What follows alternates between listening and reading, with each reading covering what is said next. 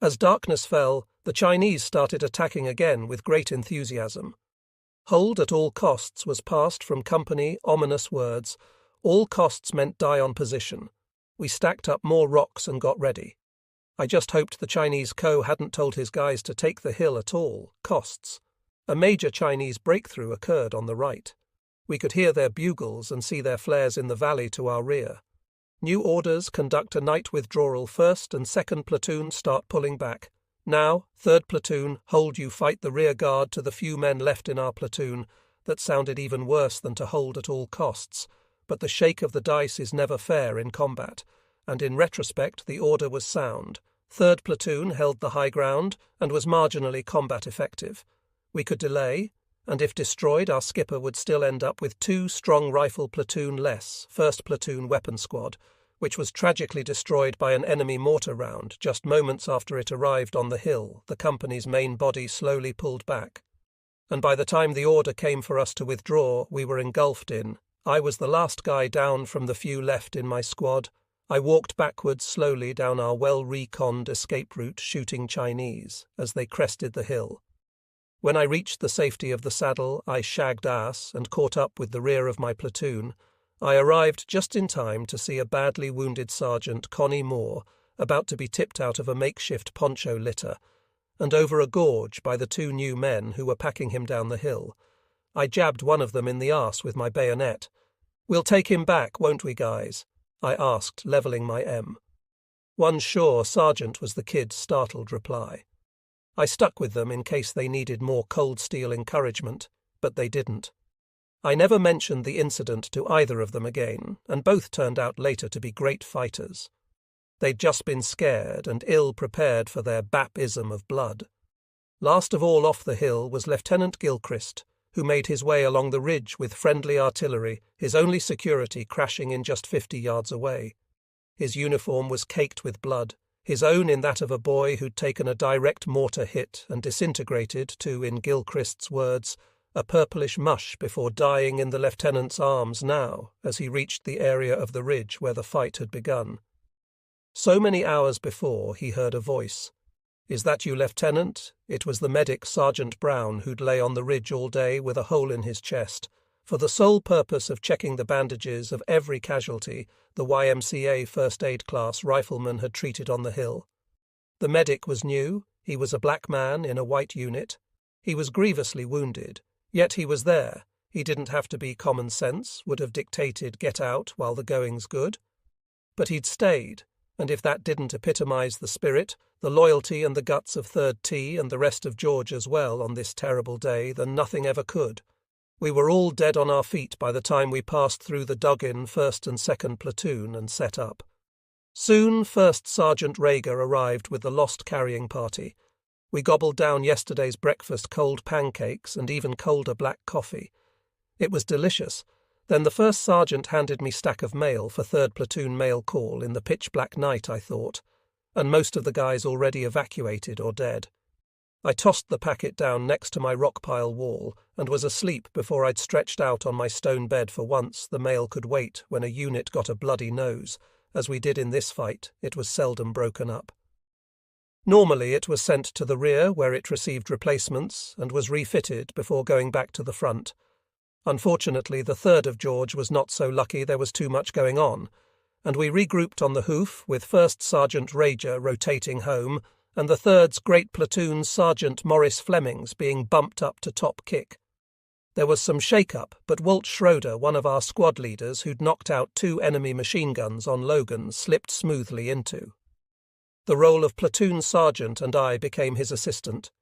The Wolfhound Regiment had been in constant combat for 9 months now.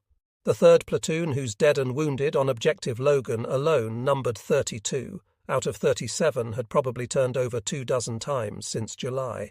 It was like musical chairs with stinging bullets playing.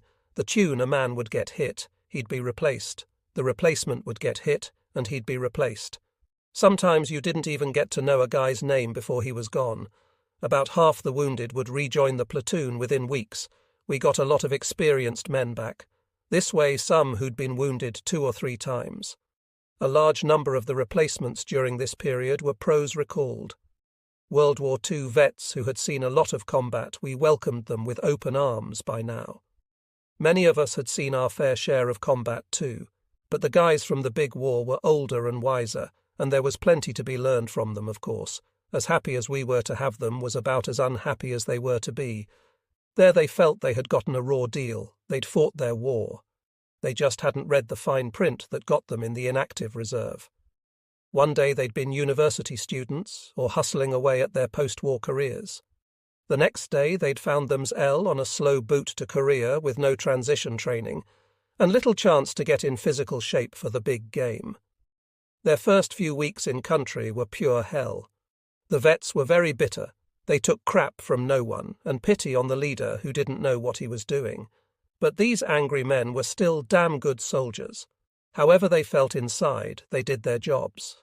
Their previous battle experience and leadership talents did wonders to improve the Army's combat efficiency during a grim period when it was a pretty battered and inept fighting force. Now they provided much-needed guidance to us all, and along with the hospital roars helped keep our green guys alive. It only took a couple of days for a new replacement to become a seasoned veteran before that. In fast-moving heavy combat like we were in, he was a liability cannon fodder, the first to get hit. We always tried to match up new kids with the best old-timers. The old guys looked after them for the first few days and taught them the tricks of the trade. Even the little things like the importance of a spoon, which to an infantryman is probably second only to that of a rifle, with the only things running close being a toothbrush and a dry change of socks. These and lots of ammo were the real essentials in a do-foots kit. A fact that was one of those things you just had to learn. The second pair of socks is the quintessence of a foot. Soldiers, mobility, bad feet can't walk. And if you can't walk, you can't fight. You don't just clean your teeth with your toothbrush. Sometimes you clean your rifle with it too. You don't just eat with your spoon. You can use it to scratch out a hole, open a beer, and in between, wear it like a badge of honor poking out of your pocket, or snugged neat in your canteen cover uses for that damn big wonderful spoon, were just a few of the things the new kids were spoon-fed. All they had to do was be willing to listen and learn, and with a little luck they'd make it through. But then there were kids like O'Toole. He joined us one evening just before dark. The chalk number used to control replacements debarking from the boat still printed on his helmet. "You'll stay with me tonight," I told him. "Keep a sharp eye to the front while I finish up our hole." He sat down in his new, very green fatigues, tat, and sloppy out of shape. "What's this, Sergeant?" he asked. I looked up. "Chinese anti-tank grenade. Leave it alone. I'll tell you about them later." Bam. Luckily, I was bent down in the hole. Dai Ul had just blown the crap out of himself. "Goodbye, O'Toole. Next replacement, please." We kept attacking. North resistance was light, with 20 replacements joining us during this time. We used every spare moment to train. We hammered away on the basics, clean weapons, shoot low fire and maneuver cover and concealment the first US troops to come to Korea from occupation duty. In Japan had been soft and badly trained, and each generation of replacements seemed worse. Those of us who'd been there a while quickly became training madmen, and we had full authority to train as we saw fit without interference even from company. When the situation allowed, we'd attack a hill even if the enemy was long gone, teaching simple battle drill, how to hit the ground roll and fire, how to flip a grenade into a Chinese position without its rolling back on you, how to close with the enemy and destroy him without taking excessive lumps. Defensive PR dures were EAS easier to teach because we went through them for real every night one evening. Though we ran into a bit of a snag, 3rd Platoon on the left flank was supposed to tie in with a unit from the 1st Cave Division, but the Kalav guys were nowhere to be seen. It was almost dark when Captain Micheli told us to find them. The platoon dug in and fish-hooked a rifle squad with a light machine gun on the open flank, while I took one guy and wandered down into the dark, silent valley to have a look for our lost cab friends. We never found them, but we did find hundreds of Chinese knees and got out of there in a hurry. I called Captain Mikey and told him what we'd seen by now. It was pitch dark hot. Chow was ready at the company CP. Half our men stayed in their defensive positions, and the other half went down to eat. It was standard procedure. They'd bring back food in their MES kits for the security force about a half hour later. Jerry Boyd, who was manning the machine gun at the fishhook, called me. I got some movement over here. He whispered. Jerry was a black guy who'd gone a wall from a trucking company and joined our all-white unit. He was one of only a dozen or so black troopers in the entire regiment. I had been his squad leader or assistant platoon sergeant for 4 months now, and loved him like a brother. He was a good man and a good soldier. I crawled to his position. Look there, he said, there's Chinese down there. I looked into the blackness and didn't see a thing. There, he insisted, right in front. Look, they moved again. I carefully scanned the area back and forth. Nothing. Are you sure, Jerry? Yeah, man, look there, they're moving again. Okay, I decided, remembering the swarming Chinese I'd seen earlier in the valley. I'll flip a couple of grenades and see what happens. The beauty of grenades is that they don't give away your position. The enemy doesn't know what direction they're coming from. I tossed a bam-bam, then silence. I looked hard. Jerry whispered, "Look over by those trees. There's a squad standing out in the open." Sure enough, I could see them too, and they were moving right toward us. We each threw 2 more frags. The sound power telephone which ran between the platoon and the company. CP rang. It was Captain Mickey. "What's happening up there, enemy squad?" "Sir, it's under control, but I think we should go to 100% and get our people back from Chow. Soonest." "Okay, Sergeant, keep me posted." Captain Jack MC was one fine soldier in World War II after his horse cavalry unit had evolved to mechanized later. Armoured Cav, he'd been an officer in the regiment that screened the front of Patton's army. It was dangerous work, but he'd made it through, and now alive and well. At 28, he was the rock of George Company, the one who stood firm when the world was crashing in around our ears in Korea. Michael had been George Company's co for 7 months longer than any company commander had been with any rifle unit in the 25th Division.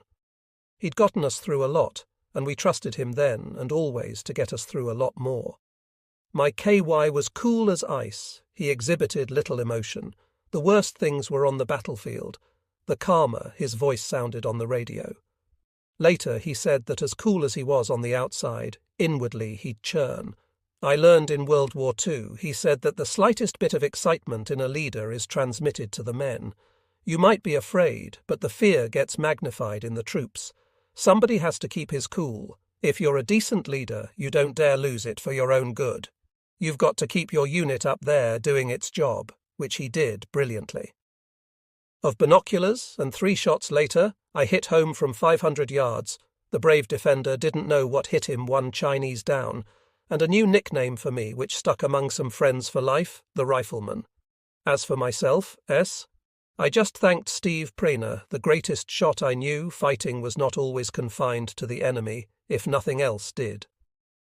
MacArthur's words, Sir April's snap relief from command, showed that all of us who'd admired the general as a god had lost some faith in the man by now, 4 months after Christmas, and we were still here. But it was a hell of a shock, one of America's most legendary soldiers being fired by the president in the middle of a war he'd been the first to turn around. Still, he'd been outspoken, and he'd gone too far, first to the Yalu. Or so it seemed then, in publicly disagreeing with the commander-in-chief. It was insubordination to the highest degree. And we figured MacArthur should have known better. Our own 8th Army Commanding General C.G. Matt Ridgway immediately replaced him with Lieutenant General James Van Fleet, taking over 8th Army Command. We were saddened to see Ridgway go, but proud and greatly relieved to know that the new Supreme Commander of all UN forces in Korea would still be around. With his finger on the pulse of the war happily, Van Fleet was cut from the same bolt of cloth as Ridgway. He'd led the assault regiment onto Utah Beach at Normandy, and was the first US general to fight communists in Greece in 1948. Like Ridgway, he was a good fighter and a soldier's soldier, so the 8th Army remained in good hands down at company level. Mixing it up with fellow friendlies was far more common than fights between 5 stars and presidents. Sergeant Reeves, the 2nd Platoon Sergeant, was a Texan who was in for the Distinguished Service Cross DSC for his part in the battle up on Logan, among his many daring dues on that grim day. At one stage he'd been crawling forward on his belly, and as he parted the grass in front of him, he'd run right into an enemy soldier who was doing the same thing. The platoon sergeant had grabbed the Chinese weapon and killed him with it, and then killed the Chinaman's comrades who were sneaking up behind their leader. Ri was a bold, aggressive, good soldier, but for some reason he rubbed me the wrong way. One evening the company was in battalion reserve, and a squad from 3rd Platoon had drawn outpost duty. The chow line had formed, and it was a rifle company long. I took the outpost detail to the front so they could eat first and be on their way. The next thing I knew, Reeves came along and put one of his squads in front of my people. "Look, Sergeant," I said, "my men are going on outpost duty. That's why they're first." "So are mine," was his reply. "That's why they're first, and nobody is going to get in front of them." I said, "Oh yeah, well your people are not eating before mine." Words led to fists, and was I ever outgunned with most of G Company looking on 175 soldiers with ringside seats? Reeves cleaned my clock. Don't think I even got a hit in. I hadn't been whipped so badly since Sergeant Oscar Reyes beat me in the Trust Lightweight Championship, and Reyes went on to be European Lightweight Champ and a world contender in his CL class. It turned out that Reeves was no slouch. Either he was a former division heavyweight champion himself, and he tore my arse simply because I'd failed to follow an age-old military axiom: know your enemy. Needless to say, his guys ate first. A few days later, the battalion moved behind the 24th Regiment with the mission of passing through and seizing a bleak, craggy hill designated Objective Jake Abel. The only approach to the thing was almost vertical, with little concealment and cover. It was a formidable piece of real estate, so steep that even a pastoral walk up the thing looked enough to kill an ordinary man, let alone the fact that there were people up there already whose sole mission was to shoot us long before we reached the top. All in all, to me, it looked like a suicide trip. We'd be easy pickings from the second we crossed the LD, and even though George Company was the reserve unit for the operation, there was little doubt we'd be committed. I was so worried about it that the night before the attack I couldn't sleep. It was very rare for me not to be able to sleep on the battlefield. Normally I could sleep through anything. One night, not long before this fight, my platoon got clobbered with dozens of rounds of incoming. The guys, deep in their holes, thought I'd gone to ground too, but when first light came, they found me stretched out like a log behind my foxhole, covered with dirt and rocks thrown up from the incoming shells. The ground around me looked like the face of the moonshell craters everywhere. Christ, guys, what happened? I'd yawned. Not so the night before Jake Abel. I tossed and turned, and again in my mind's eye saw a 3rd Platoon painting the slopes of Jake Abel red with its own blood. Finally I gave up and went to the company CP to see the top kick in terms of my education. First Sergeant Maurice Flemings was to me, and foot-slogging infantry what Prena had been to me, and recon a real mentor. Flemings had fought from Sicily to Germany in World War II, and when the Korean War broke out, he'd been one of a number of battle-hardened senior NCOs who were cleaned out of Fort Benning's infantry school and sent over to provide some muscle to an otherwise pretty sorry-ass 8th Army. All in all, he was just a fine old pro to whom clerks often turned for battleground advice. Flemings was wide awake too, worrying the operation.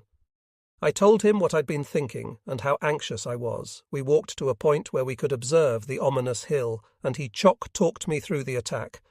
Then I went back to the platoon assembly area feeling better, but not much. I was still afraid for my unit and had the clearest premonition that Jake Abel was going to be my last attack. I even wrote a letter to my brother Roy, one of those. I don't think I'm going to make it back. Numbers that I gave Carol, the platoon radio telephone operator RTO, who was awake on security. He said, "I'll give it back when we get to the top." Sarge, I talked to him about the attack, even though confessing my concerns violated all my leadership training, as far back as trust leaders do not cry to their men. They are resolute islands in the centre of all the insanity. But Carol was older than I. He was a smart college graduate, drafty replacement, and I felt calmer having talked it through, as it turned out for G Company. JKEL ended up being more like a training exercise easy, and Fox bore the brunt of the Chinese defence of their hill, both companies losing almost all their officers wounded and dead, and many men there wounded streamed past us to the rear in an endless bloody line. It was a scene of unimaginable impact for us as we moved forward into the same fray that was gutting their ranks, the Chinese reinforced in preparation. We later found out for a major offensive had cut down trees and bushes To deny any semblance of a covered and concealed avenue of approach, EAS and Fox fought courageously for every inch over in E Company. One platoon was pinned down early in the piece by a Chinese firing an automatic weapon from a fighting bunker. Every time the guys fired on him, the would bob down, then pop up again, and fire on E's men. The company commander, a reputedly fine shot named Del Evans, got into the act, and after 3 tries the enemy position was silenced. When Evans later went out to check the bunker, he found a pile of 3 Chinese behind a Bren gun, each with a single hole in his forehead. By the time George was committed on Jake AL's west flank, our sister companies in concert with the 21st of GAIR Battalion, which called itself the Wolfhound's Fangs, and our direct support artillery unit, the 8th Field, the Wolfhound's bark had broken the enemy's back. The ridgetop was an erupting volcano of US artillery and quad 50 caliber fire, as well as TAC A's napalm white phosphorus Willie Peter, and delay bombs round after round of Willie Peter pounded in only 50 yards in front of George's advanced tactics right out of World War I that denied the enemy visibility and allowed us to close in. We could almost have caught the shells as they exploded before us in red-hot white plumes, but then I heard one falling short. I heard the shrill whistle, and I knew my name was on that round. I was with the .2 guys just a few yards ahead, then me, then the rest of the platoon, well spread out on the ridge line. The round exploded in an airburst. The force of it knocked the 3 of us down. I rolled and looked up to see burning white phosphorus streaming down, kind of majestic, deathly snow fingers. I thought you were right, Hackworth, you're dead, and the thing that killed you isn't even Chinese, but made in the USA. I started to roll, and then for an instant I was back at home at Ocean Park Pier. Al Hewitt had gotten us jobs at the amusement park working on the whip, and one morning before anyone was there we decided to see how fast the thing could go. Al manned the controls, and I sat in one of the cars when he got it to full speed, and beyond he released my car, but his timing was off. The car slammed into the iron trestle, and I was flung onto one of the ramps when I looked up. A ton of steel in the form of the car I'd been sitting in just moments before was screaming down on top of me. I rolled and kept rolling out of harm's way, the whip car, and now the Willie Peter didn't touch me. I was alive and unscathed. Both point guys had multiple burns, but they were more scared than hurt. I emptied my canteen in a patch of dirt, made some mud, just like the good book said, and heaped it onto their wounds. Both returned in a couple of weeks. The men of George were almost at the top of Jake Able before we ran into any serious enemy, and even there the Chinese were so shaken up from the record-breaking artillery and mortar fire, as the 27th S3 Journal for April described it, the TAC Air and E's and F's assaults, that they fought badly, and finally didn't fight at all, but they'd certainly made a dent, particularly when they got Spotlight Sims this fine. Lieutenant's luck ran out on Jake Able, which was a damn shame. Maybe he didn't know that in combat you only get so many passes before you crap out. Durwood Spotlight Sims was F Company's commander. He was a brilliant leader. His troops loved him because he approached the battlefield like a matador parading around during firefights with a walking stick and acting as if he were invulnerable to bullets, and all the other crap that came in the story on Jake AEL was that as F Company made its way up the hill, the lead platoon got pinned down by a Chinese machine gun, and its platoon leader was killed. Hearing this, Sims went to the point. His men shouted, "Stay down, Lieutenant, there's a machine gun here." But Spotlight said, "Screw." The machine gun walked right into the thick of things and got himself shot in half.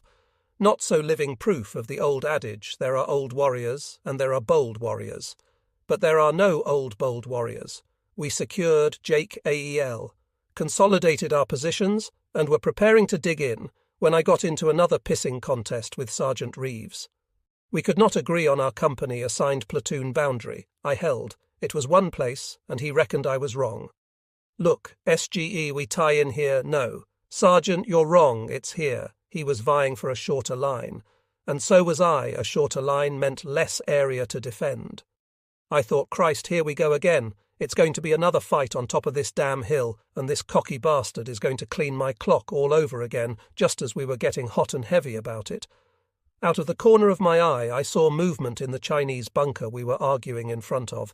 There was in there big as life holding a weapon. I shoved Reeves aside and flipped a grenade into the position, killing the Chinese, and sending a small shard of shrapnel from the grenade flying into Reeves's hand. For a long moment we just looked at each other. He was stunned, and then we both doubled up with laughter. I told him I was sorry he got hit, but couldn't resist commenting on what a lousy job his guys had done clearing their positions for.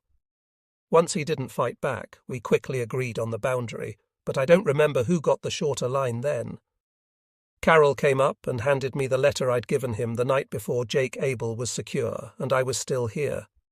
He smiled and walked away without a word. Carroll was with me a few nights later, when I picked out an abandoned Chinese fighting position for the platoon CP.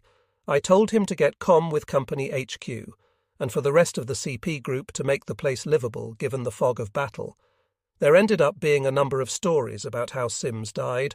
Most likely, in fact, it was a grenade, but legends live on beyond death, and if the spotlight had to go out, it had to be with a flare, while Schroeder and I got the squad set up in the middle of the fight, for Jake Abel, Lieutenant Gilchrist, had been sent over to take command of Easy, whose Kyo had been evacuated. Walt Schroeder replaced him as our third platoon leader, and I became platoon sergeant. It's called Fallout 1. After our defence was squared away, I headed back to the bunker, and not a moment too soon with the darkness had come Chinese mortar fire, which pounded throughout the company sector. A round exploded too close for comfort just as I found the CP. Damn, will you listen to that incoming? I said as I ran inside. The guys were sitting there in the dim light, but no one answered me. Here we go. I thought another big funny game. Ma sat down. Look, cut the crap. You guys, no reply. Carroll, did you get comm with company? Still nothing? Talk to me, you bastards. Still not a word. A combat soldier, sense of humour can be pretty bizarre. My favourite trick was to sit by the fire wearing my SCR tanker jacket all zipped up. I'd be there chat-peating with my buddies. And at the perfect moment I'd unzip the jacket really fast. The movement of the zipper up or down sounds exactly like an incoming artillery round in the final seconds of its trajectory Z. And everyone would hit the ground while I'd have a big laugh. Now I figured my CP group was just paying me back for the times I'd scared the living daylights out of them. You know, you guys are something else. I took out my Zippo lighter and flicked it on right under the nearest guy's nose and almost jumped out of my boots. I was staring eyeball to eyeball into the face of a... I looked at the others, 2 more Chinese, sitting and staring at me looking perfectly healthy, but all 3 stone-cold dead. I was definitely in the wrong hotel. I forgot about the incoming and shagged ass out of there in a big hurry. The next morning we concluded that Nepal must have sealed the aperture of this bunker and burned up all the oxygen inside, including what was in these guys' lungs, while they just sat there feeling safe after Jake Abel came, Jake Baker, Jake Charlie and Jake Dog. Each just another objective, another critical hill to take at all costs. The 8th Army offensive, which had been roaring along since 25th of January, was running out of gas. I'm not sure the generals knew this, but we at the cutting edge damn well did the Chinese were getting stronger. We were facing good-looking, well-equipped Chinese troops who had plenty of ammo and lots of fighting spirit. The feeling among the 3rd Platoon's old-timers was that we'd be hard-pressed to continue the attack much farther north. The situation was beginning to feel eerily like November 1950. All over again, we hauled ass across the billiard table flat terrain of the Chuan Valley to reach our new positions along a railroad line. Enemy ground resistance was light, but Chinese artillery mortar and self-propelled SP fire was hearse with little cover and no concealment. Most of us were actually wishing we were back on the steep, much bitched about hills. At least there we could disappear in a fold in the ground or behind a tree. We reached our objective by midday, and with barely a word of guidance, the boys in the platoon began digging like moles. Fortunately, the railroad embankment ran as straight as an arrow in an east-west line, and the high mound gave us the most perfect defensive position I had ever seen. There was no let-up in the incoming. It rained down on the line, but soon our holes were deep and we took no casualties. A platoon of 89th Battalion tanks lumbered up behind us, each guy fitting in his piece. I was here and there was a Chinese machine gun there, one man might say. And then another voice would add, "Yeah, and I saw Mitchell blow it away with a grenade just as he got drilled." Finally, we'd get the general story, and by dividing it in half to account for all the fantasy and exaggeration, we'd pretty well have a factual account. The problem was that in the middle of a firefight, you only see what's going on in front of you, and maybe what's happening directly to your right and left. You can't get the big picture, so you never really know what happened, but you need to account for friends dead and wounded to find out what you did wrong, so it doesn't happen again, and to give credit where credit is due, because in reserve we'd also talk about the Gilchrist, the DBR, and the Agudas Reserve was where the heroes were recognised and legends were born and nurtured. It was also the time when award recommendations would be submitted. Normally, company would call and ask for recommendations. We'd scratch them out in a crude fashion-on-sea ration boxes, cardboard from ammo cartons, or whatever writing material we could SCR. "Hey, brother, how do you spell machine gun?" we'd ask one another. There were few Hemingways at platoon level. We were just a bunch of dumbasses trying to articulate a comrade's courage, as in the case of Aguda. All the old 3rd Platoon guys wanted him to get the Blue Max, the Medal of Honor. This was most unusual, given that he was in another platoon, but we wrote it up as best we could. We recommend PFC James Aguda for the Medal of Honor.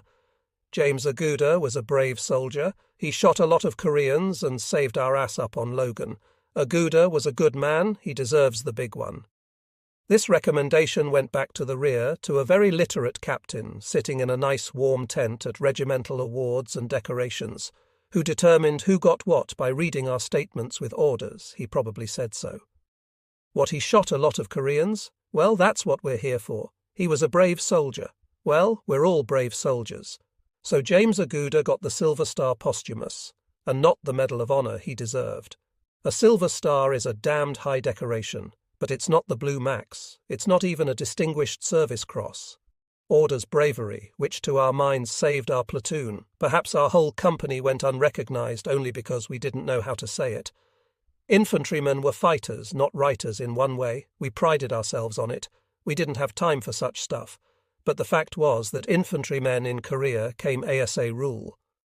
From the bottom rung of the social and economic ladder, the squads were mainly made up of poor whites, blacks, and a dispensable rainbow, uneducated with nothing to keep USA step ahead of the point of a bayonet, and if a doot got killed, his parents generally didn't have the education to write and ask why they'd silently, stoically wear their loss, like a sad badge of honor in Korea, a heroic comrade in arms at home, a gold star and a cracked window in a little house on the wrong side of the tracks. Reserve was not as long as we'd expected. In fact, it was only a few hours. At 2:45 the following morning, we were roused with the news that elements of the Dufur, one of our sister regiments, had been overrun by Chinese. It was a real emergency, and the Wolfhounds 1st and 2nd Battalions were tasked with restoring the 24th Positions, H Company. Jeep shuttled us toward the scene, the infantrymen literally stuffed into the heavy weapons units, vehicles a squad to each jeep. More squads standing upright in the attached trailers, or hanging on all sides around Howe's own equipment. Finally we reached the base of a mountain ridge. The 3rd of George was in the lead as we started climbing a hill far steeper than Logan. It was steeper than any hill I'd encountered in Korea, and covered with boulders the winter had passed. Now frostbite casualties had given way to those of heat exhaustion and are out of shape. Replacements were now falling out in droves. I spent as much time pushing, dragging and cajoling the new guys up the hill as I did cursing the deuce for bugging out for the 18 millionth time. At this stage of the war, the 25th Div was extremely handicapped in that it had only 2 effective regiments, the 27th Wolfhounds, and the 35th Cacti, the division's 3rd Regiment, the 24th, was an all-black outfit, and as a fighting force it was sorer than any unit I'd ever seen. It had not always been that way. In fact, the DCE-4 had been responsible for the first significant American ground victory of the war at Yakon in July of 1950, but the regiment had been badly bloodied since then, and with the attendant loss of many of its fine black NCOs, too many of whom were replaced by white NCOs who were unable or unwilling to bond with the troops, and vice versa, it seemed the 24th had gone to hell in a handbasket. Individually, many of its members were great. The Duce 4 certainly had its share of Medals of Honor, DSCs and Silver Stars. But as a fighting organization, its leadership was too thin and its combat scars too many. You don't know what low morale is until you get into an organization like the DC-4, said Lieutenant John Arvidsson, a white platoon leader recently in the unit. Everybody thought he was going to die, nobody thought he'd get out alive. And that type of feeling is contagious, so to its sister regiments, the Duce 4 was simply an undependable liability, and whatever the rivalry between the 27th and the 35th, both joined forces in often bitter resentment over the 2/4 battlefield conduct, when the Chinese yell "Bonsai the deuce" for says goodbye and heads south. Was how we described our mutual sister unit as month after month, we carried its load. This situation led to much bad blood between units. Though, as it happened, many 24th guys agreed with the White Regiment's assessment after this mission. One of our people, passing back through a Deuce 4 outpost, heard a black soldier throwing crap on the wolfhounds. What makes a cactus grow? A guy from the 27th would shout, "Wolfhounds piss." The rest of us would scream in unison in a standard routine, "Try wiping your ass on a cactus." The 35th guys would respond, and you'll really hear a wolfhound yell, only to hear another 24th man say, "Man, don't you badmouth the wolfhounds, they done re-ass too many hills." This deece for unass one by one, our herd of disenchanted mountain goats finally reached the top of the hill. The 7 of us who got there first had a chance to rest. The enemy was nowhere in sight. Soon we saw another Unit Fox company coming down toward us from an adjacent, slightly higher hill.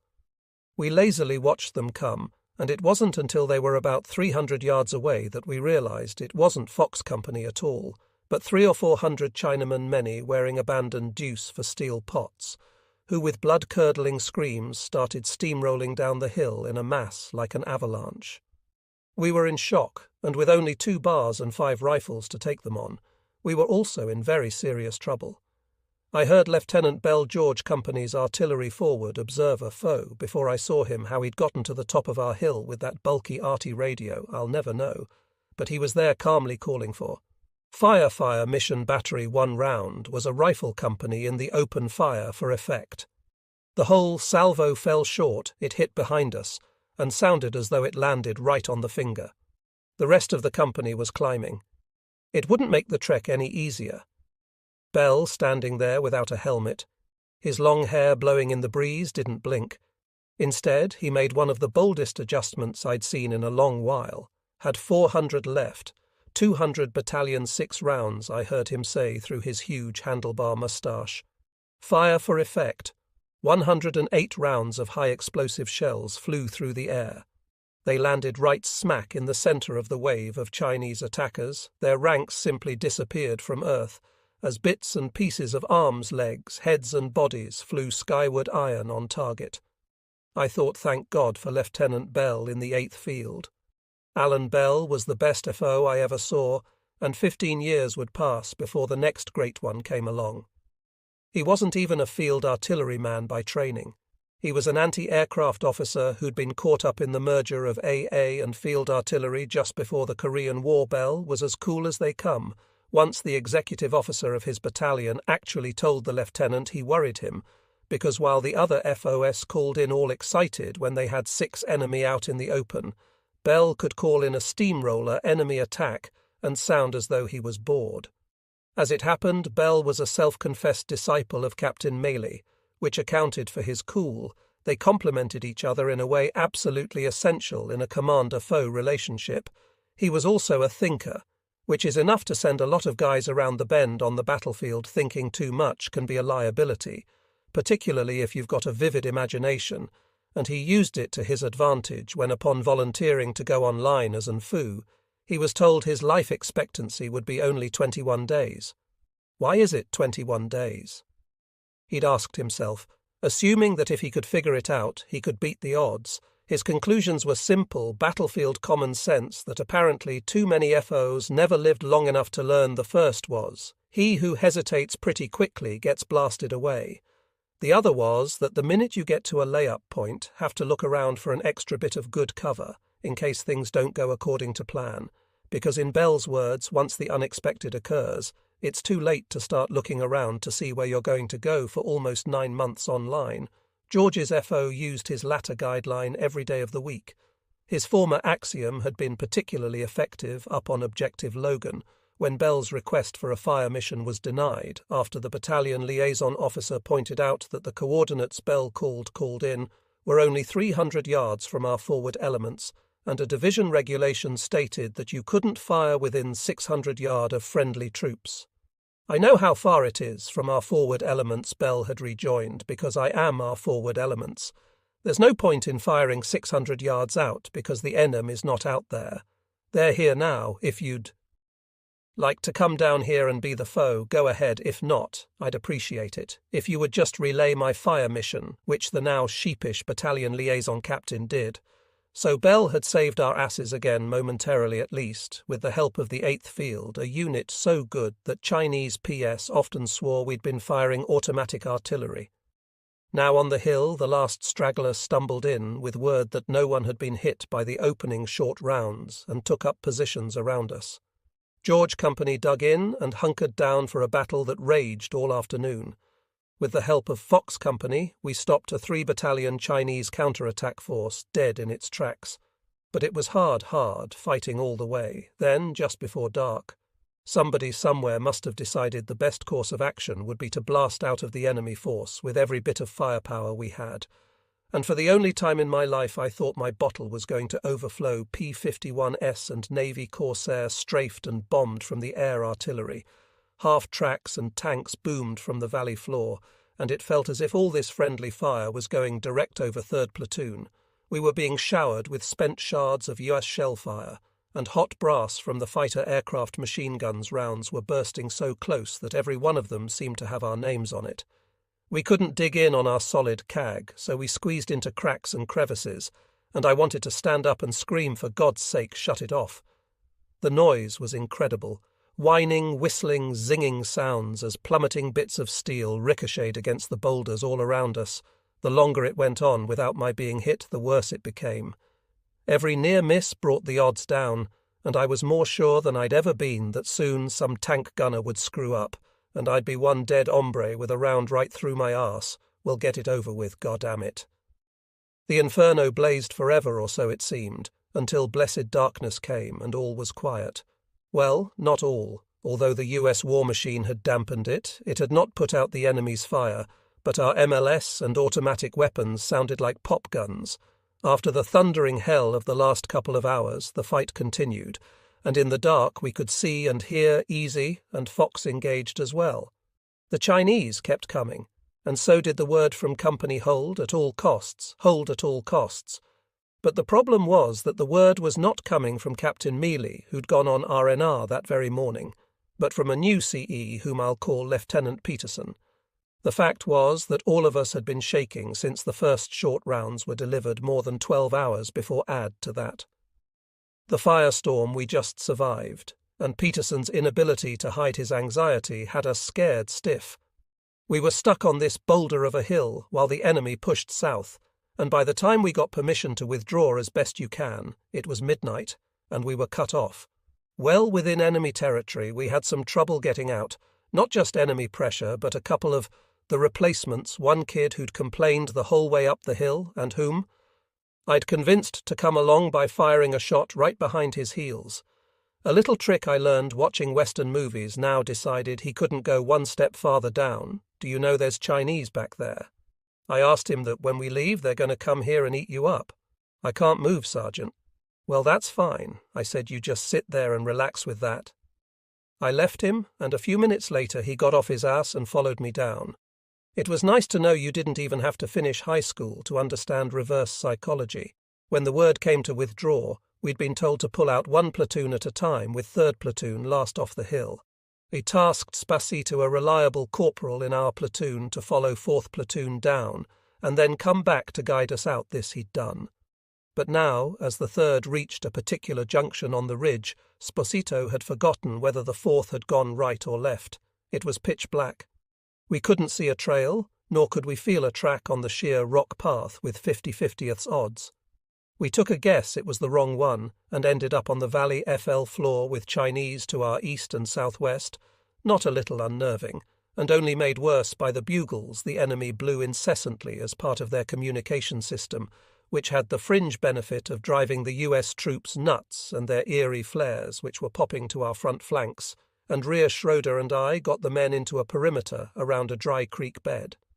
Then squad leader Chris Crispino and I went out looking for some English-speaking comrades when we finally found H Company's mortar platoon merrily firing away.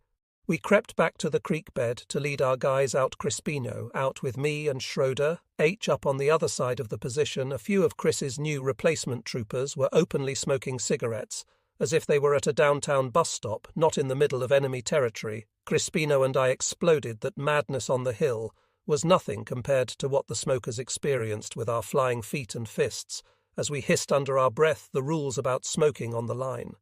The cigarettes went out in a big hurry. Luckily, neither they nor the arse-kicking compromised our location, and we slipped on silently to the H Company positions, and then on to rejoin George the next day, as the regiment continued south with the entire 8th Army front exchanging ground with the Chinese attackers for huge mounds of their dead.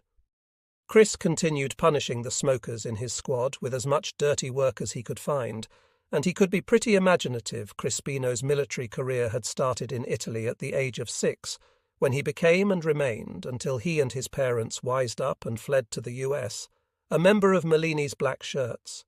Meanwhile, the kids tried to defend themselves by complaining that in basic training no one had told them they couldn't smoke in the field. Damn, I thought to myself, what else didn't they learn? Any hope of reserve was lost when orders came down that we were to set up in a delaying position on the east side of the Chuan Valley and execute delaying action across yet another mountain range. The Chinese were attacking on a broad front. It was November all over again. Only this time it was called the Chinese Spring Offensive, and we were confronting even more Chinamen than we had last time. Spring is here, wish we weren't cracked the jokers. And if there was any comfort in knowing that at least we were not fighting in sub-zero temperatures this time around, the feeling was more than offset by the fact that the warming weather held torments of its own. As the ground thawed out and the spring rains came, the battlefield became a sea of thick, oozing mud. It built up on the bottom of our boots and made them as heavy as lead. Movement was not just putting one boot in front of the next. It was slipping and sliding and damn hard work. The mud fouled our weapons and equipment. It stuck to our shovels, making the daily foxhole digging ritual a nightmare. Then the rains filled the foxholes, and the futility of it all flooded our hearts. The roads became quagmires. The rivers and the creeks were swollen and hard to ford. The two things that we had going for us over the Chinese were mobility and firepower, but they were advantages greatly reduced in the conditions we now faced. Even so, there was no panic, as there had been in those hard winter days. Ridgway had left his mark on the 8th Army, and mud and rain, big numbers in all, we were set for. Joe Chinese, we arrived on position at midday. G Company was deployed with 2 rifle platoon in the valley, and my platoon the 3rd on a little piece of high ground. To their left, the battlefield was quiet, less the occasional rumble of a firefight to our front. But as darkness came, the outpost line consisting of the 5th Ranger Company, the 25th Recon Company and B Company 89th Tank started passing through us with word that the Chinese millions of them were right on their arse. This rear guard force had been in heavy contact all day, and they'd had a hard time breaking contact. They'll be here soon. They warned of the Chinese good luck. Schroeder and I made it a policy that almost to a man, each rifleman in the platoon carried 2 extra 250-round boxes of 30-caliber machine gun ammo, in addition to his basic load. When the men sat down, the ammo sat down. When they walked, the ammo walked. We all hated the extra weight, but it meant the ammo was always there when we needed it for our LMGs, and when things got really bad we could break it out for our M1s and bars. Now, in light of the latest word from the outpost line, we had a good look at our ammunition level, and then sent our CERs out for more, and as the rear guard force rolled through, they tossed us stacks of hand flares grenades, and even more machine gun ammo. So by 1700 hours the platoon was loaded for bear, and well dug in with good fields of fire for our 2 light machine guns, and our 1 captured Chinese Bren gun, Schroeder, sent a 2-man outpost out with instructions not to get engaged, but bug back when they heard the enemy coming. There was a big gap between 3rd Platoon and Fox Company. To the west, but a platoon from the 5th Ranger Company was now on the move. They would fill in the gap, making the main battle line complete. We picked out 3 great positions for the section of tanks we were getting. They'd be able to put flanking fire right down Company G's front and cover in front of G Company 35th Regiment, whom George was tied into on the right, 2 George in a row. Not the best configuration in the world. The tanks would also be able to cover the north-south road that ran smack into George's position, and was a good high-speed enemy tank approach, plus they'd be able to pummel the hell out of anyone coming directly at 3rd Platoon. We were going to be tougher than the Siegfried Line. I heard tank motors and decided to guide them into position myself. "Follow me, you're spending the night with the 3rd Platoon of George." "Okay, Lieutenant, let's get cracking," shouted the tank commander, competing with the roar of his Sherman. The voice was as familiar as an old coat, and since he just promoted me to lieutenant, I decided to hop up and have an eyeball talk with the owner. I should well have recognized the voice. Master Sergeant Francis Company C 89th Tank Battalion had been my platoon sergeant in the recon unit in Italy. He didn't immediately recognize me in the fading light, but he looked the same, tall, craggy and handsome in a Gary Cooper kind of way. We had a good laugh when he realized he was working for his former gunner private. "It's because I trained you so good." "Dave," he said in his soft Kentucky drawl, hard as we tried, "we could not get the tanks up the muddy hill leading to 3rd Platoon's positions." After an hour, Francis decided to pull back and lagger for the night behind us. Mud had led to Napoleon's defeat at Wartle.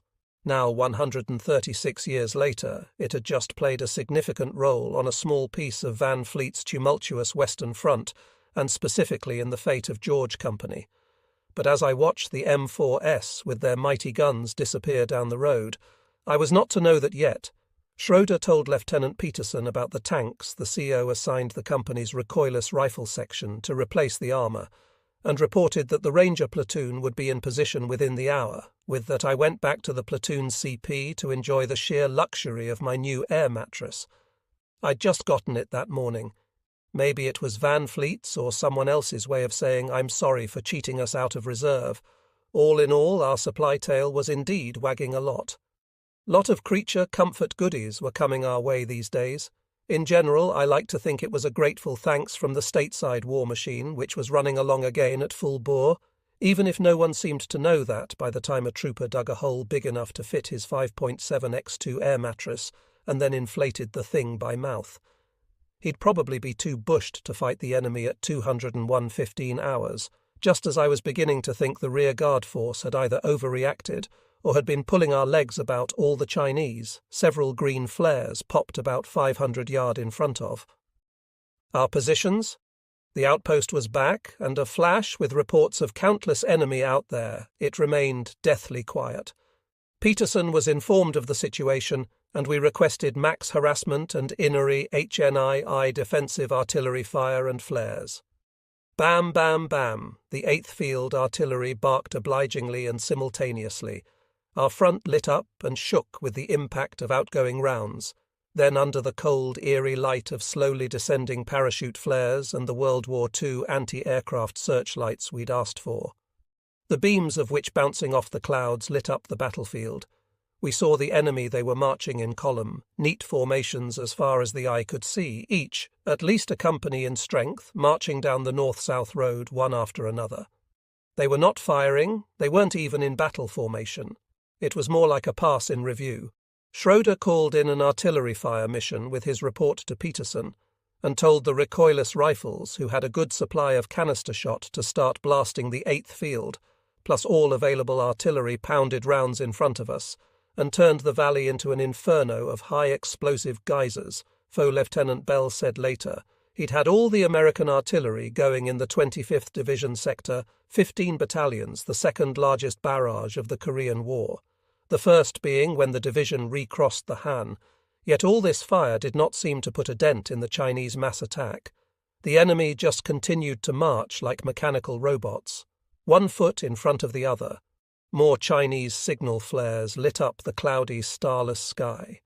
Bugles' whistles and high-pitched Chinese screams were interspersed with the dull thud of high explosives thumping down in ugly red-black fireballs all along our front. and the steady tap of our machine guns, bars, and rifles. The Ranger platoon was right behind us now, on its way to fill the gap between us and Fox Company. But it got caught. It couldn't get in position between us and the steadily advancing Chinese who walked right over their dead, and from the high ground played taps on their bugles to signal objective taken. We shifted a light machine gun to cover the open flank, the Rangers withdrew, and the Chinese kept coming. Where they were going I didn't know, but wherever it was they'd been tasked to get there at all costs. 3rd Platoon had 3 Chinese columns marching toward us on separate axes. Ironically, each was headed directly into the field of fire of one of our automatic weapons. We cut their ranks to pieces. Enemy dead were strewn all along the platoon front. Our LMGs were red-hot, firing longer and longer bursts of grazing fire from point-blank range. I thought the machine guns would melt before we ran out of ammo, and that I felt sure would happen before the columns ran out of Chinese, but it was impossible to enforce any fire control as long as they kept coming. But then they stopped.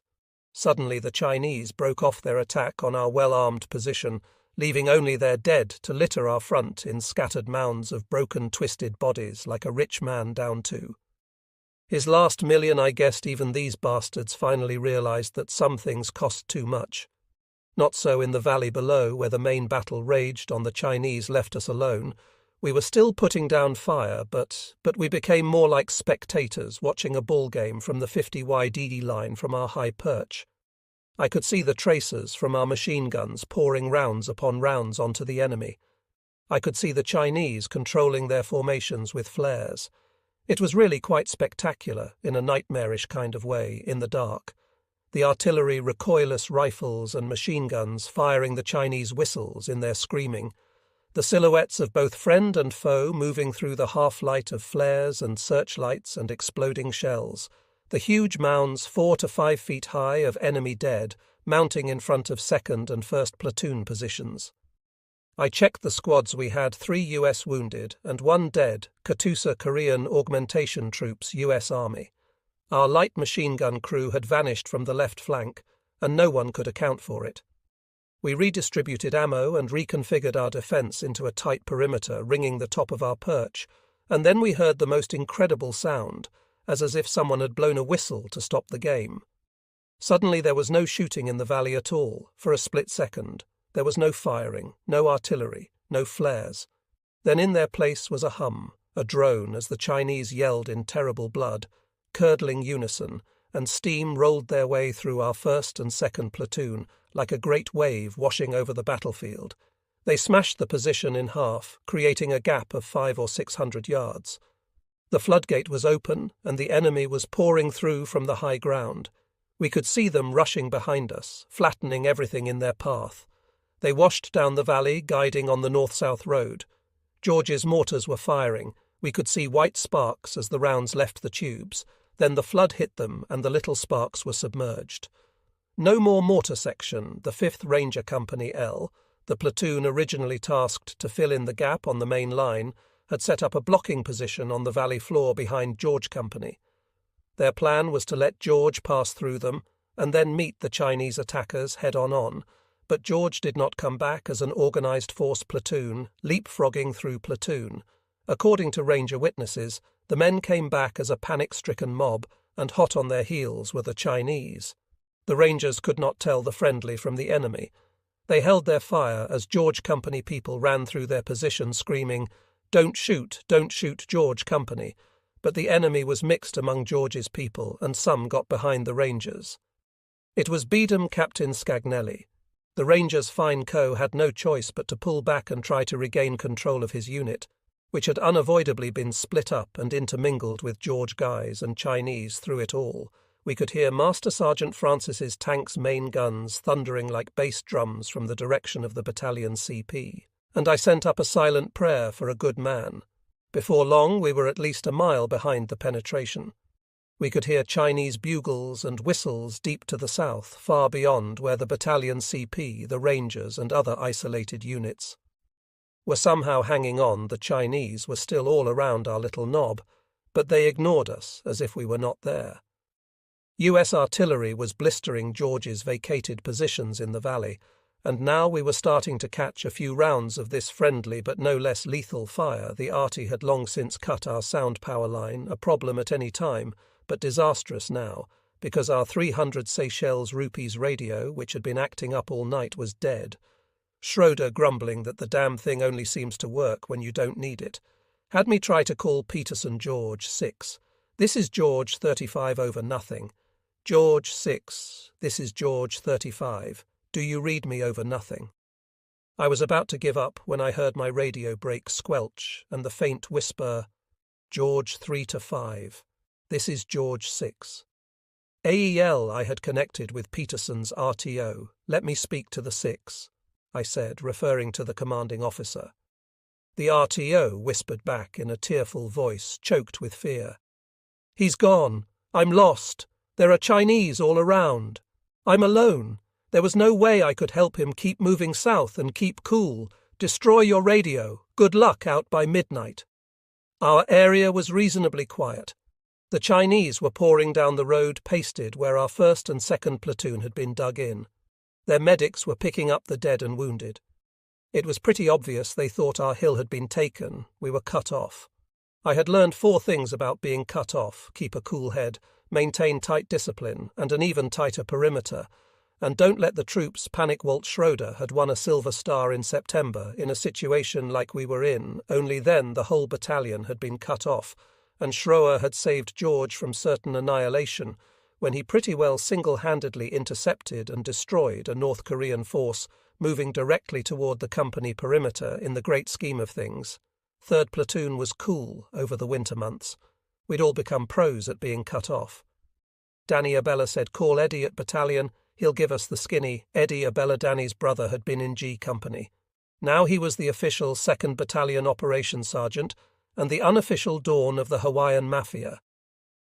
Danny was still a squad leader in our platoon, and on calmer nights the Abella brothers always checked in with each other if trouble was brewing.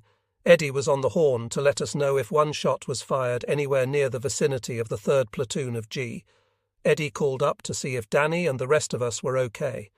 It was great to have a private line into battalion operations and intelligence. There was nothing like being informed. Eddie reported that the Chinese main attack had bypassed the battalion CP and raced southward. He said the CP had been hit by a couple of half-assed probes, but that a ranger officer named Joe Ulatowski had put together a scratch force of Cook's clerks and Georgian Ranger Company stragglers who drove off the enemy with the unexpected help of Sergeant Francis's tank section, which had roared into the CP perimeter seemingly out of nowhere. I thought to myself that if we'd had those tanks, none of this would have happened at all. The only guidance Eddie could give me was hang on and get the guys out the best way you can. He said that F Company on the high ground to our left was quiet and gave me their radio frequencies. Look after Danny, he said. And good luck. Our withdrawal route to the south was a sea of Chinamen we had to link. Up with Fox, but after all the trouble that Ranger Platoon had run into, we couldn't chance going directly up the ridge to their position.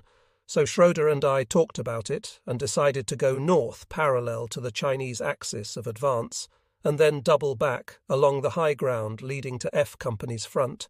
We had all the guys throw their steel pots away. The Chinese didn't wear helmets and went down the hill into enemy lines, hoping we looked like Chinese medics toting out wounded. We hadn't gone 50 yards when the radio crackled with the most welcome voice we'd heard all night. It was Captain Mikey back from RNR. In a whisper Schroeder explained the mess we were in, and the course of action we'd chosen. Mikey agreed. And on we went. We snaked across the valley floor, dodging medics and stragglers, US artillery and the Chinese columns still moving south. Once on the ridge directly in front of F Company, we contacted the Co-Lieutenant Norman Laflamme in the middle of outlining our situation. The 300 Seychelles rupees radio went dead again, and we spent agonizing minutes re-establishing KO. Finally, Schroeder was able to get through this time on F Company's internal net.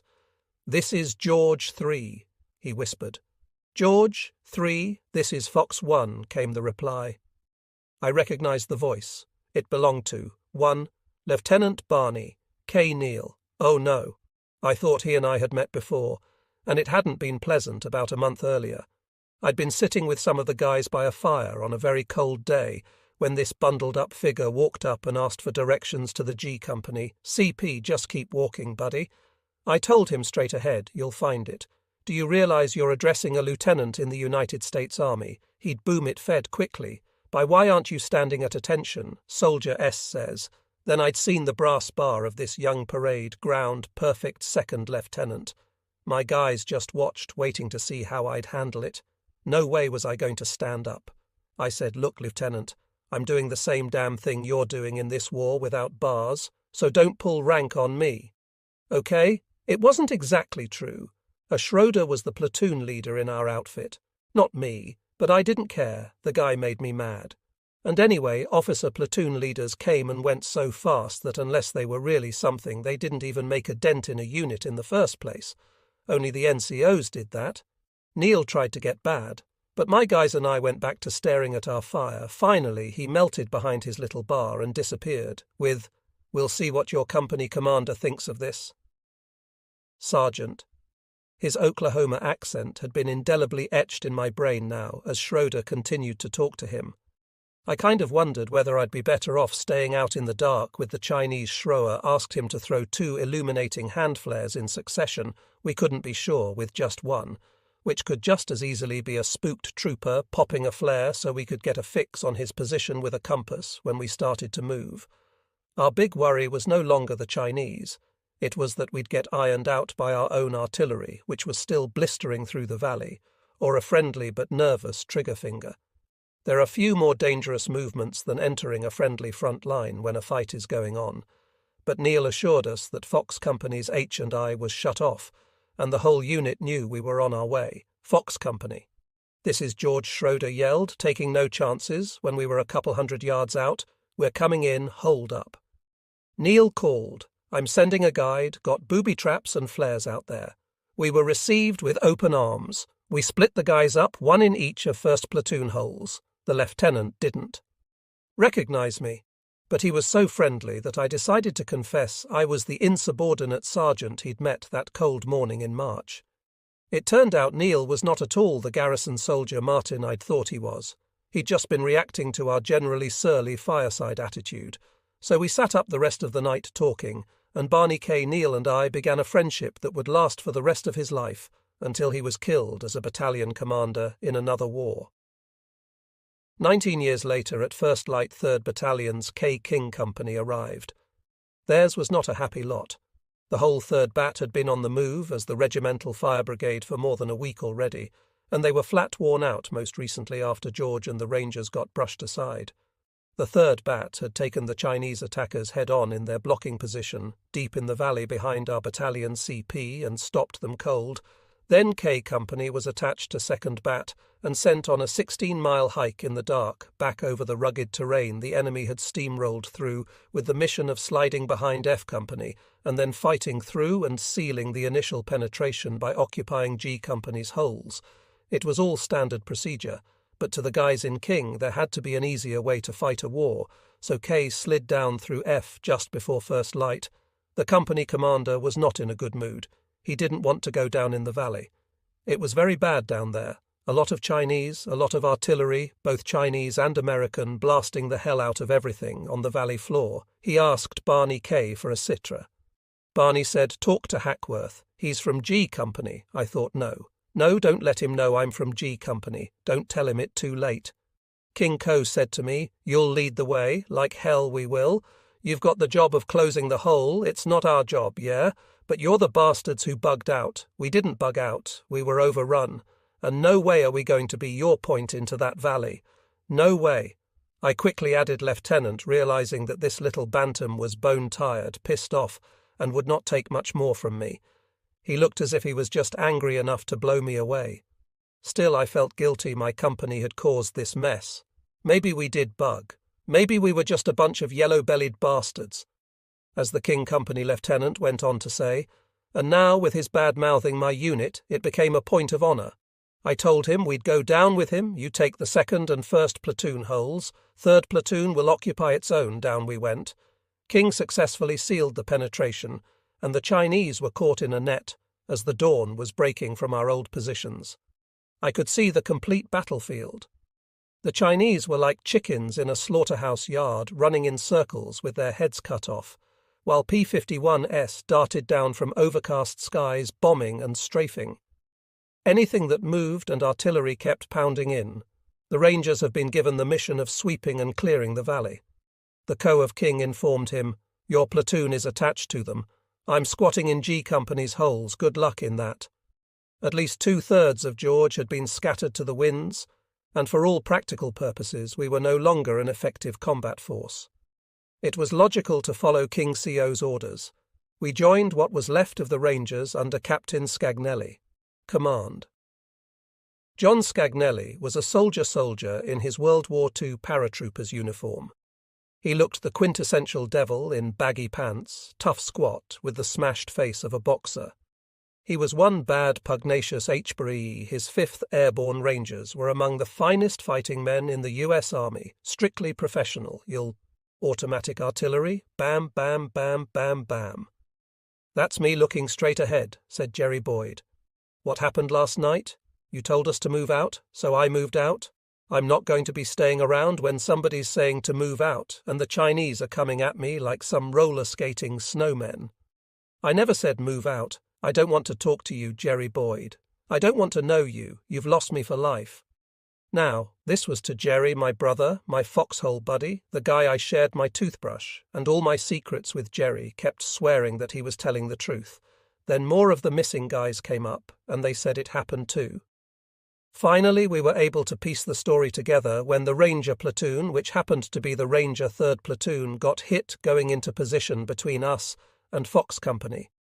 A Ranger had yelled to his people, "3rd Platoon, let's go," and Jerry Boyd and crew had automatically saddled up and gone with them. And there I'd been worrying because 2 companies were tied in together on the other side. Then when the Rangers got into more trouble down on the valley floor, my guys split for safer ground and walked until they found the 8th field. "So I'm not the bad guy you thought I was," said Jerry. "I know what your mind was thinking. You were thinking when those Chinamen yelled Bansai, old Jerry said goodbye, now you got the truth. Think I should get a medal hack for saving my boys. Let me tell you something.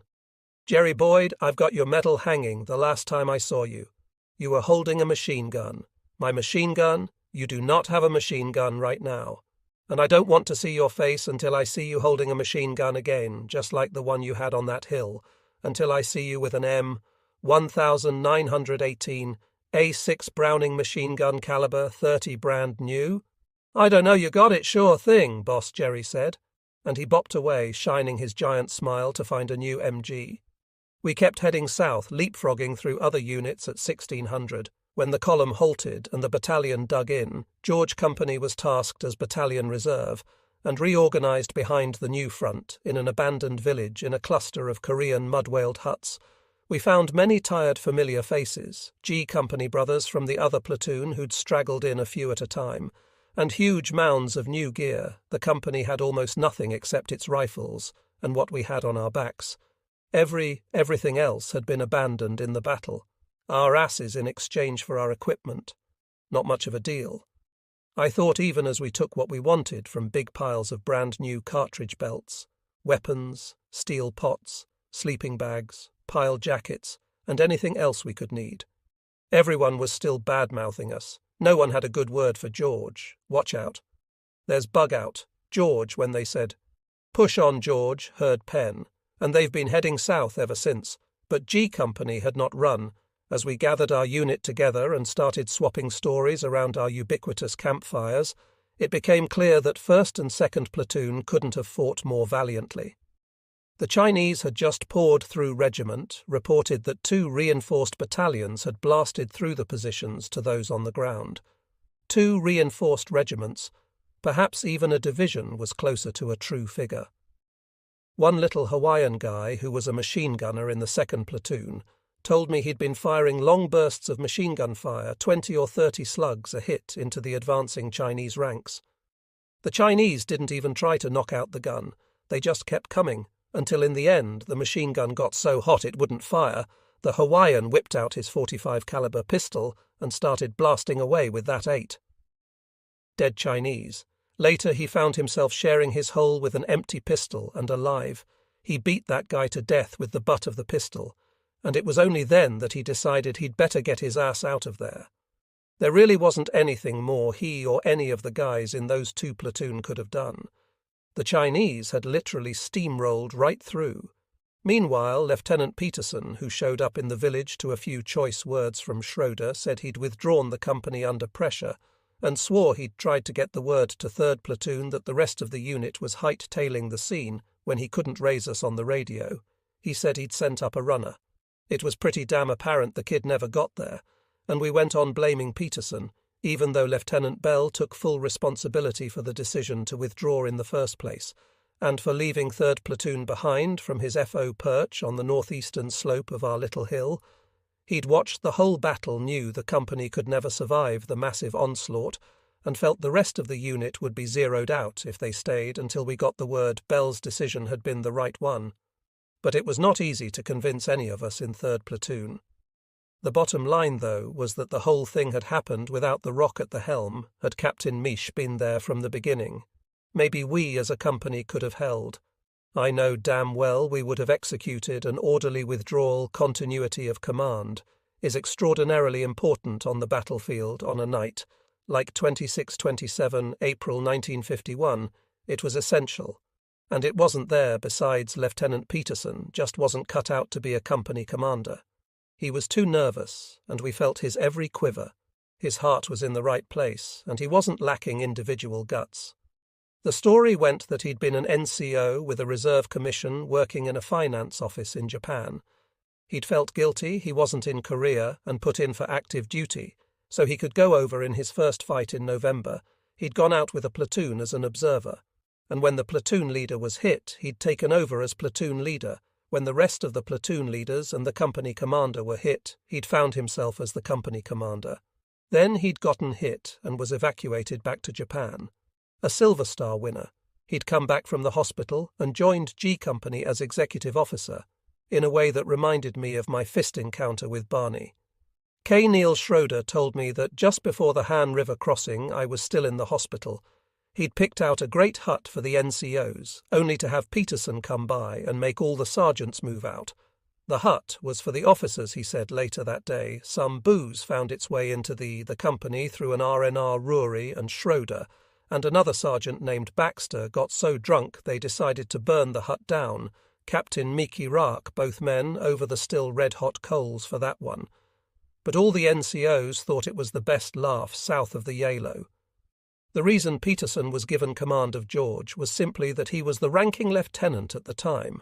M went on RNR when the captain returned the night the Chinese broke through, having danced at the Osaka Officers' Club with Spotlight Sims's wife, all the while having to pretend that Sims was alive and well because the wife hadn't received news of his death on JKEL. Through official channels, he'd immediately been assigned as battalion operations officer.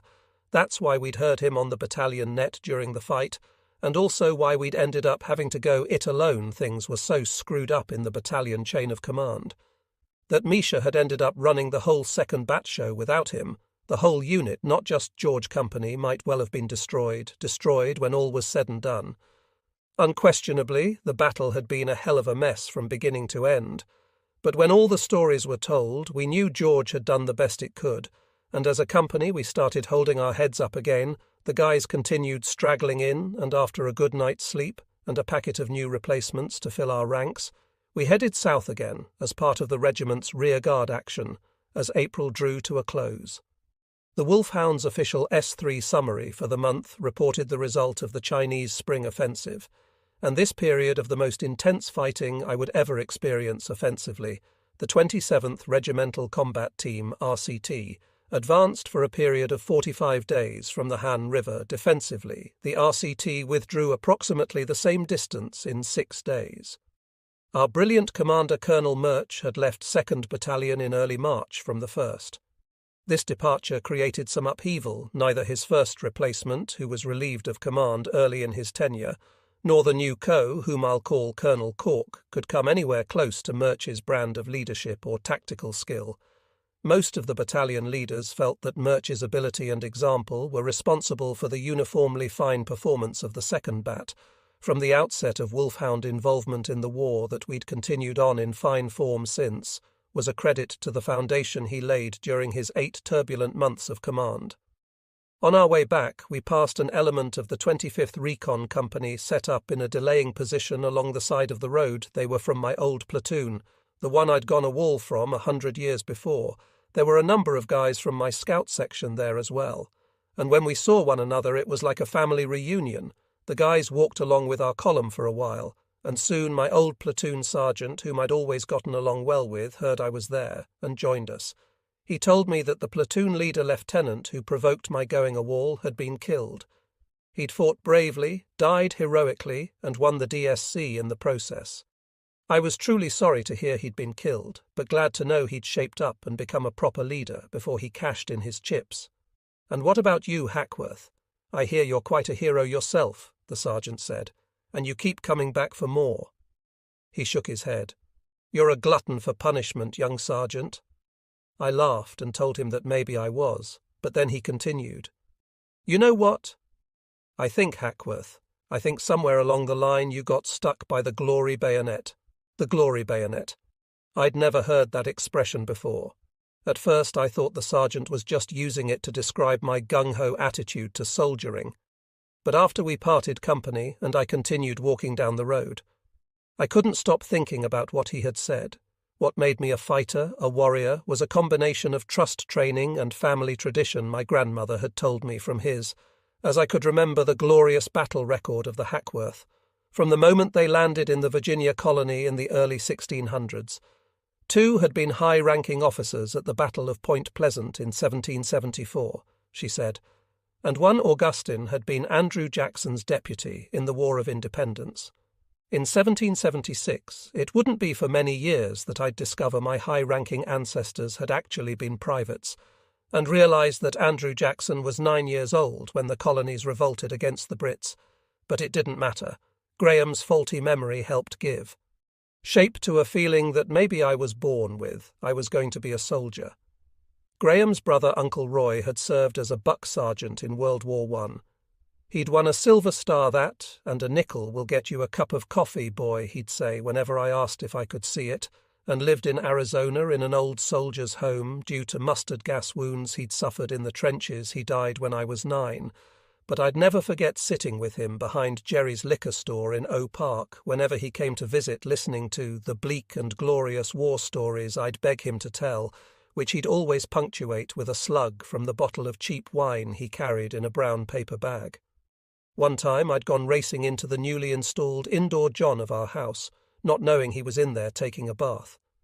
I'd never seen Uncle Roy in anything but his clothes, and what I saw in the bathtub was a body that was kind of half a body. It was as if there were no muscles in one of his shoulders, just the discoloured mustard gas-burned bone that stuck straight out. An exposed ligament seemed to be the only thing preventing his arm from falling right off. It was without a doubt the most horrific thing I'd ever seen. But as horrific as it was for me at the age of 6, it was equally compelling. The horror of the battlefield and the quiet dignity of a soldier all rolled into one, and the image would stick with me for life. So Graham and Uncle Roy did their bit in the movies too, the Dawn Patrol, the fight, fighting 69th. Sergeant York, all quiet on the Western Front, were my inspirations, and after the 7th of December 1941, I'd gone to sleep every night not counting sheep, but instead shooting imaginary Japs out of imaginary trees with an imaginary gun, inflicting imaginary but very heavy and extremely justified damage on a very real enemy who had committed the outrage of Pearl Harbor. All the groundwork for my future had been laid long before trust, long before I had war of my own here in Korea. Given that how could I have been stuck by a glory bayonet, the enemy, now the North Koreans and the Chinese, had not committed the same offence as the Japanese in World War II, but I'd learned that they represented something even more sinister, the communists who were hell-bent on taking over the world. They had to be destroyed. And that was my job. The only glory in that was the feeling of being part of the force that was going to protect all the free world held near and dear. The more Reds you killed, I guessed the more well thought of you were. Maybe that was what the recon sergeant was talking about. But there was certainly nothing glorious about being tired and dirty all the time and watching your friends get blown away. And yet right there lay the key to why I was so gung-ho and why I'd never quit. Sure, I was fighting for America, for all that was right and true for the flag, the national anthem and Mum's apple pie. But all that came second to the fact that the reason I fought was for my friends, my platoon. And as I walked on, I concluded that that was why most other soldiers fought too. The incredible bonding that occurred through shared danger, the implicit trust in the phrase "cover me." These were the things that kept me going, kept me fighting here in Korea, and why I'd come back for more for as long as my bottle held out. And though I did like the glory inherent in my steadily growing reputation as a good warrior, the most important thing was that I knew with other troopers' respect came their trust. They knew that I wouldn't let them down, and to the best of my ability I never would so much for the glory bayonet, I thought, and picked up the pace to catch up with my platoon.